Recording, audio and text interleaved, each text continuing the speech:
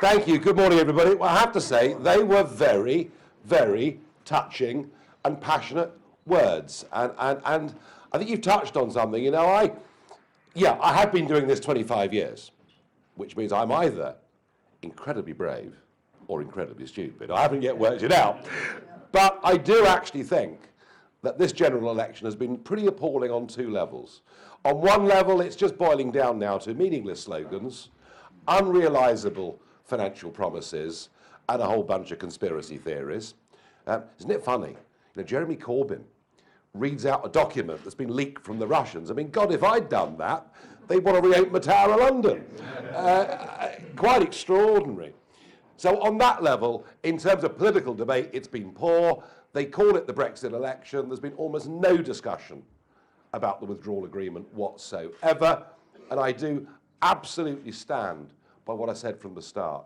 You know, if we had managed, I mean, and let's be frank, if we hadn't set the Brexit Party up, Mrs May would still be Prime Minister. Yes.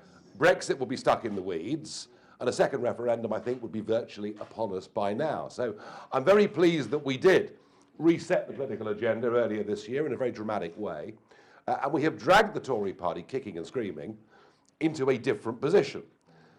If I thought that Boris was going to get Brexit done, frankly, if I thought Jeremy Corbyn was actually going to get us something that resembled Brexit, you know, we would have stood aside and supported either of those parties in this election. For me, this election campaign was about a fundamental point of principle, which is, you know, if you sell out Brexit, if you sell people a great deception that somehow by voting for them, we're going to be free, we're going to be out, we're going to get back our fisheries, there'll be no border in the Irish Sea, and assorted other total inaccuracies that we've heard. So I've done it as a point of principle because I know that if we get a Conservative majority, which I still think we will, that we will be back in crisis by May next year as we face extension to the whole process, which has to be done by the 1st of July. So I know what we're doing is the right thing. I know that a botched Brexit, frankly, is barely worth having. I know that a Brexit done properly will help one group of people in particular. The morning after the referendum, I stood on College Green and I said, this is a victory for the little people.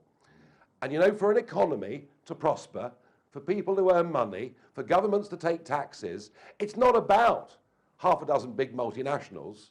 It's about the 5.5 million men and women out there, you know, who run their own little companies, who act as sole traders. They're the risk takers, they're the wealth creators, they're the people providing jobs and helping local economies. And the whole world's been against them for years. For me, getting Brexit is so we can help those people. And the more we help those risk takers, the better it's going to be for everybody. So I won't see Brexit sold out. And I fear that if Boris gets his majority, that is what he will do. The other reason I wanted to stop by in Doncaster, in particular today, is because you're quite right about how nasty politics has become.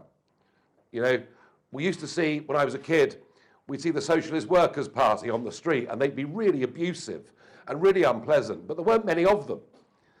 They've now taken over the Labour Party. We also have people who call themselves liberal, who are the most intolerant people that have ever been born, and in many cases the least democratic too. So there is some real nastiness out there, and I've seen people who want to put themselves forward for election, which of course is our right in a free society, be hounded and bombarded in just the most extraordinary way. Not just horrible abuse on the streets, and I know that the woman standing for us in Redcar was terrified yesterday, having been attacked in the street, but it's also been coming from the Conservative side, with candidates being bombarded with emails, texts, phone calls, and some of it pretty nasty stuff. Isn't it amazing? An attempt led by a mainstream national newspaper to intimidate people out of standing for public office. That is what has been happening. Yeah. If this was Bolivia, right, we'd be calling for the United Nations to be brought in. but it's been happening in this country, and it's still happening today. And in particular, the attacks that one of our candidates, Serjeet here, has been under in Doncaster are by far the most sinister, unpleasant and dangerous that I've ever seen in all my years of doing this. And I feel deeply for you and your family with what you've been through. I am appalled that South Yorkshire Police are not taking this anything like as seriously as they should, although they have a history here, don't they, of turning a blind eye to serious social problems. But I admire you, I admire all of you that are standing as candidates, but I particularly admire you and your family for withstanding this and still walking up there with your chin up. That takes real guts and courage.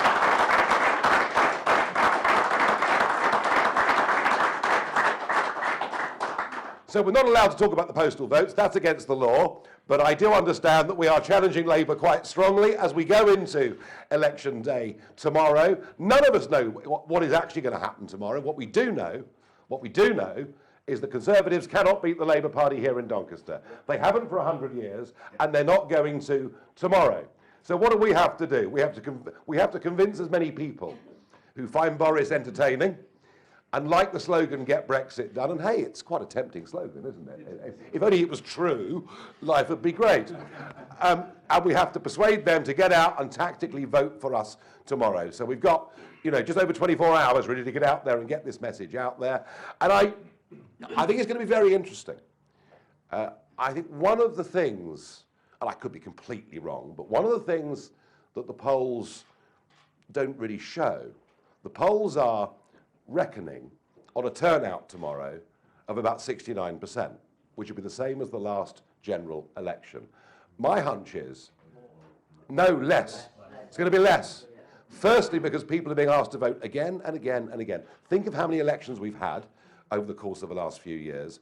But I think there's a lot of old Labour who just cannot stand the fact that it's led now by somebody. I mean, what was in Barnsley the other day?